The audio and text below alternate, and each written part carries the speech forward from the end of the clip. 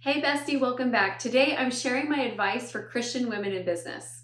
Yeah, right. But really, I think this advice applies to any women of faith who are trying to juggle their business, their family, their beliefs, and find a way to make it all fit together. It isn't always easy, but I promise you it is so doable. And if we can make a couple of shifts in how we think about our business and how it relates to our faith, it's going to open up so much possibility.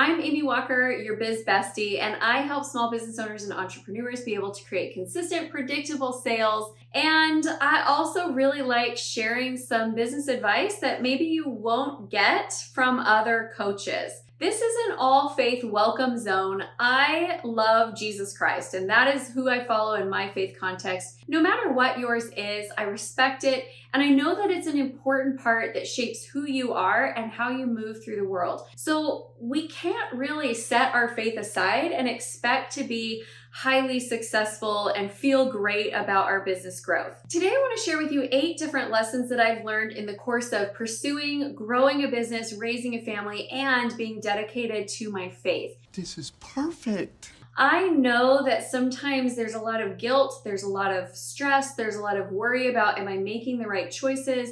Is it really worth pursuing my dreams because I feel like other things are struggling? And by the end of this video, what I promise is that you're gonna feel a lot of peace and you're gonna have a lot of clarity in finding the right path for you.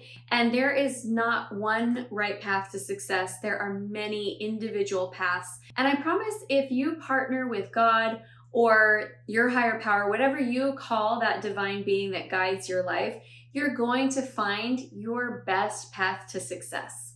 The first lesson I've learned is to put your divine connection at the forefront.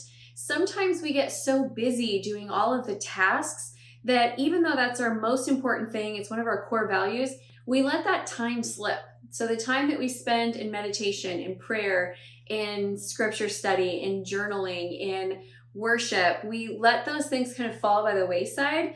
And when you do, it's never really going to feel awesome. You're never going to feel at your best. You're going to struggle to get inspiration for your business. So it doesn't have to be a ton of time. It just needs to be present in your day, in your thoughts, in your actions, so that you can keep that divine channel open and receive the right ideas and inspiration for your business. Wow. The second lesson that I have learned is to make all business decisions in accordance with your value system. That might seem like a no-brainer, but it's actually a lot more subtle. For example, one of my core values is family and supporting each member in the family as though all of our things are important. So me being gone all the time, which I could do, I get invited to speak a lot, there's a lot of opportunities to travel, that is out of alignment with my core values. Another core value that I have is being with my family to worship together on Sundays. And there are a lot of events that happen on the weekends, right? And so if I say yes to all of the different opportunities that look like they would be good for my business, I am going to be saying no to those core value things. So I'm not saying that I'm never gone on a Sunday. Sometimes I am traveling and I can't get back on time, but I really do my best to make sure that I'm here, that I'm available with family in the times that matter. And as you look at the different opportunities and you say yes or no based on what fits with your value system, I promise you the right opportunities will start coming to you. And you'll stop having so many of the ones that feel like they're stretched outside of your values, and you'll attract in more of the ones that just feel really good and really in alignment for you. It's the perfect job for me. The third is my favorite. This is spiritual journaling. I love having an open dialogue with the divine. So nearly every morning, I do miss every once in a while, but I start off my day with spiritual journaling. I will write down my prayers, my questions, things that I don't know how to do, or the things that I'm struggling with. And then when I get done, I sign my letter to God, love Amy, and then I come back and I write, Dear Amy, and I write all of the new ideas, the new inspiration that come my way. Every amazing innovation that I have made in my business has come directly through inspiration. It's just a matter of taking time to communicate, to listen, and then to take action on the inspiration that you are receiving. When you do this, business becomes easier and you stumble across these magical things that just work so well that you could not have thought up on your own. The fourth one has been a little bit harder for me to learn, and that is to expect God's partnership. When you are partnering with the divine and you are asking for inspiration and you're then taking action on what you feel inspired to do, you got to hold expectation that those efforts are going to be blessed. Maybe not in the timeline or the way that you expected it to, but you have to have faith that it is going to come together in the way that it's meant to. Sometimes what we do is we're good at getting the initial inspiration, and then we get to work, and then we get lost in doubt, and we try to do God's job. So we try to force everything to come together through the strength of our will and through all of our effort. And it's just so much harder. Every time I feel like I'm just forcing success in every area, I'm like, why does it feel so hard right now? And I realize it's because I'm trying to do the part that I should be just waiting for the blessing to come. I can't force everything to come together. There is an element of faith. If you're appreciating these insights, make sure that you subscribe to the channel and hit the bell notification so you can get notified every time we release new content. All right, lesson number 5, watch for the rewards and the blessings. They're not always going to come in the form of monetization and accolades. Sometimes your blessings are going to be more confidence, more peace, stronger relationships, opportunities that open up to serve in your church or in your community. And all of them are rewards and blessings. But sometimes in business, we expect that it look really narrow and really specific. What are you talking about? Years ago, when I was a struggling entrepreneur, my husband and I were praying together. And he said something in his prayer that always stuck with me. He said, "Your precious gems will be your children." And it was at a time in my business where I was working with a company where everything was about awards and achievement. And I was trying to win all of these, like diamonds and rings and all of those incentives. And they just weren't coming together for me. And it was a perfect reminder that the work that I was doing was creating an abundance of rewards and blessings, but I wasn't looking at them because I was only focused on one reward. All of the things that I've wanted have come. They really have come, but they came in different orders than what I anticipated. So be watchful, be grateful, recognize all of the blessings and gifts that are in your life, and you'll be a lot happier on the journey.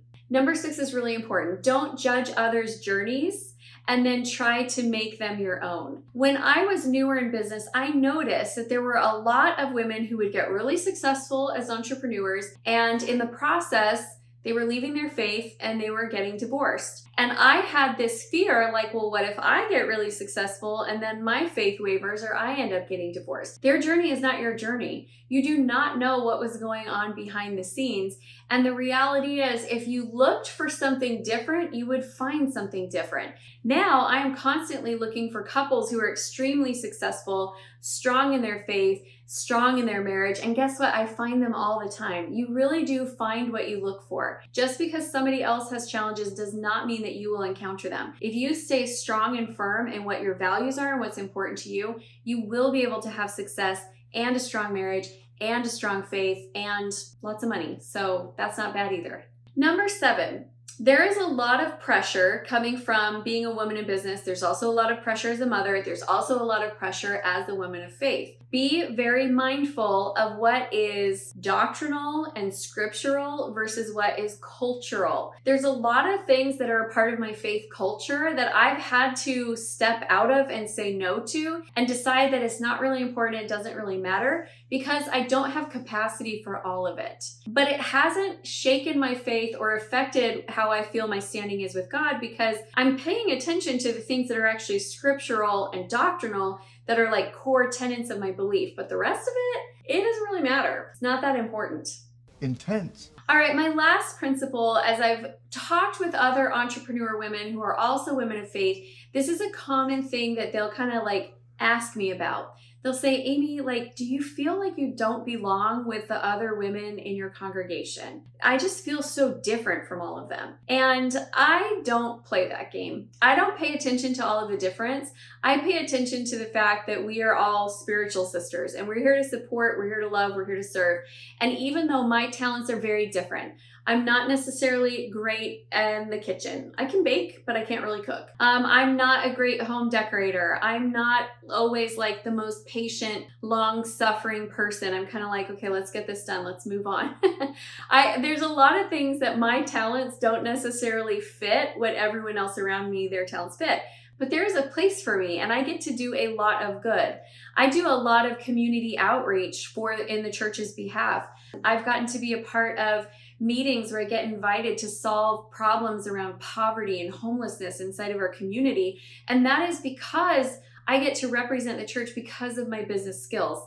I've gotten to go on TV and do some media appearances in behalf of my church because I have those unique skills in business. So don't ever let yourself buy that story that there's not a place for you in your faith context because you are pursuing business. One other thing, I want you to remember that your church community doesn't understand your business needs. You need a business community as well. And if you want to join ours, I would absolutely love to have you. Come join us in our private Facebook group, Acquire, where we have conversations regularly about marketing, sales, leadership, how to balance business and family. You need a community for both. So I'd love to see you over there. As long as you feel good about the divine instruction you're receiving from God, you feel like you're doing your best to follow it, you're trying hard to be a good mom, you're trying hard to be a good member of your faith, you're trying hard to be a good wife, a good business owner, like what more can anyone ask for you? You are doing your best, and your best is truly enough. And all the places where it's not, God will make up the difference. Cool! I hope that my advice for Christian women in business has been helpful for you. If it has, I'd love to hear from you in the comments. And the next video you're going to want to watch is what is the foundation for a successful business? Thanks for coming, bestie. I can't wait to see you back again next time.